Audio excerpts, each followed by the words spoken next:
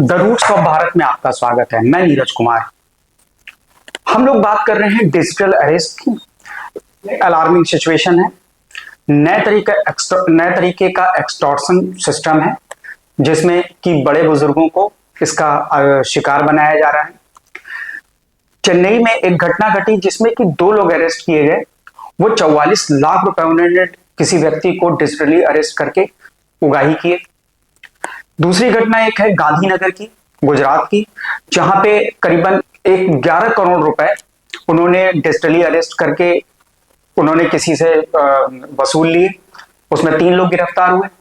उसके बाद महाराष्ट्र पुलिस ने करीबन 7 लोगों को अरेस्ट किया जो करीबन 56 करोड़ रुपए डिजिटल अरेस्ट करके स्कैम किया उन्होंने और पैसे की उगाही की।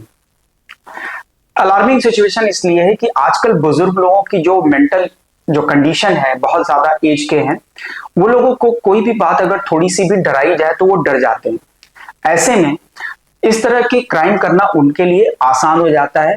जो पहले एक्सटॉर्शन के थ्रू होता था कि किसी को पकड़ के ले गए, अपहरण कर लिया और उसके बदले में फिरौती मांग रहे हैं, ये उससे कहीं ज्यादा आसान है।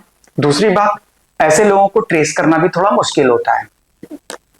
कुछ लोगों ने केस सुप्रीम कोर्ट में यह फाइल किया कि इस डिजिटल अरेस्ट के केस में सुप्रीम कोर्ट कोई डायरेक्शन दे, क्योंकि गवर्नमेंट अपना काम प्रॉपरली अभी नहीं कर पा रही है।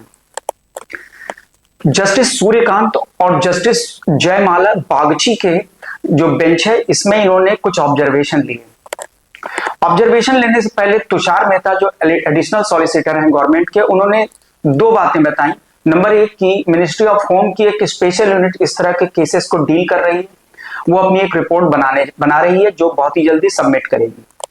दूसरी बात उन्होंने ये बताया कि जो ये डिजिटल अरेस्ट के केस हैं, इसमें जनरली डॉक्टर, प्रोफेसर, रिटायर्ड जो पर्सनल्स हैं, उन लोगों को ही लोग शिकार बना रहे हैं और ये लोग उम्रदराज लोग हैं। सुप्रीम कोर्ट ने बावजूद उसके ये कहा कि अगर सरकार इसके लिए बहुत जल्दी कोई कानून या कोई नीति नहीं निर्धारित करती है तो कोर्ट बाध्य होगी किसी स्ट्रिक्ट ऑर्डर को पास करने के लिए। कोर्ट ने जो ऑब्जर्वेशन ली उसके बारे में बताता हूं कि उन्होंने पहली चीज ये कही कि क्या ये जो क्राइम है ये भारत के अंदर से हो रहा है या ये भारत के बाहर से ऑपरेट हो रहा है, पहले तो ये पता लगाया जाए।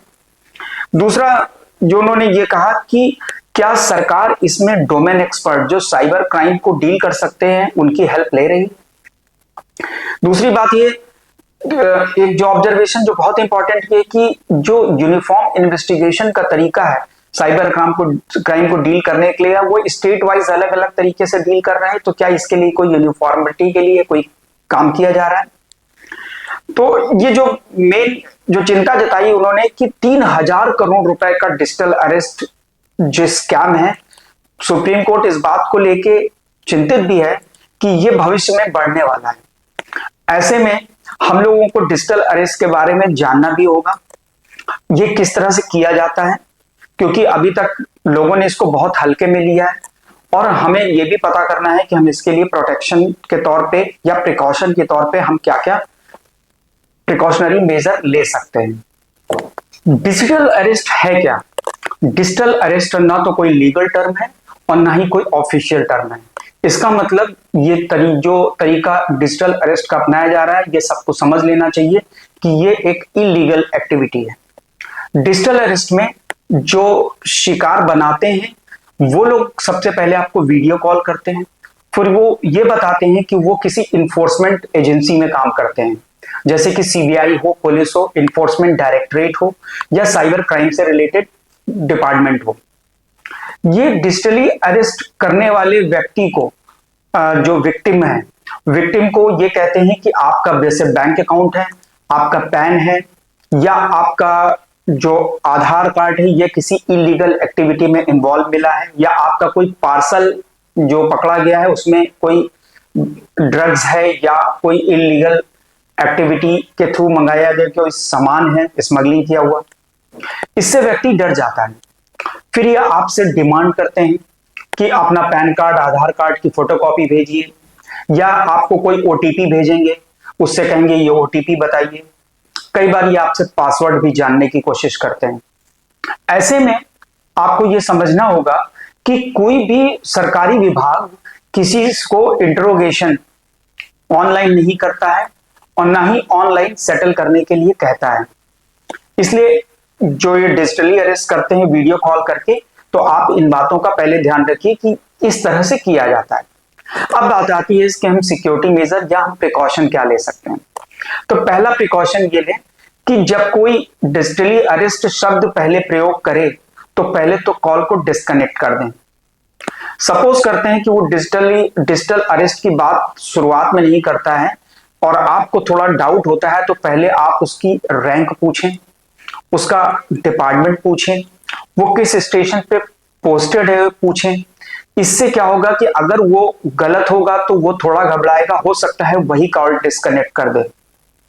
दूसरी बात कि अगर वो कोई ओटीपी पूछ रहा है, आपसे पासवर्ड या पैन नंबर की डिटेल मांग रहा है या आपसे बैंक अकाउंट की डिटेल मांग रहा है, तो कृपया न दें। उसके अलावा कि अगर साइबर क्राइम में जो इंपॉर्टेंट चीज ये है कि गवर्नमेंट डिपार्टमेंट कभी भी ऑनलाइन आपसे कभी भी कोई चीज सेटल करने को नहीं कहेगा, और पैसा मांगना तो बहुत दूर की बात है। अगर ऐसी घटना घट जाती है और आपको लगता है कि आपका बैंक अकाउंट सुरक्षित नहीं, तो तुरंत 1930 पे कॉल करें। दूसरा तरीका है कि cybercrime.gov.in पे कंप्लेंट दर्ज कराएं, जिससे कि आपकी बात वहां तक पहुंच जाए। और उस नंबर को आप जरूर नोट कर लें जिससे वीडियो कॉल आया है या ऑडियो कॉल आया। इससे आप अपना प्रोटेक्शन कर सकते हैं और भविष्य में होने वाली किसी दुर्भाग्यपूर्ण घटना से आप बच सकते हैं। तो प्लीज सेफ रहिए, सुरक्षित रहिए। साथ ही चैनल को लाइक करें, शेयर करें, सब्सक्राइब जरूर करें अगर नए हैं तो, और बेल आइकन दबाना न भूलें जिससे कि मेरे वीडियो आप तक पहुंचते रहे। नमस्कार, धन्यवाद।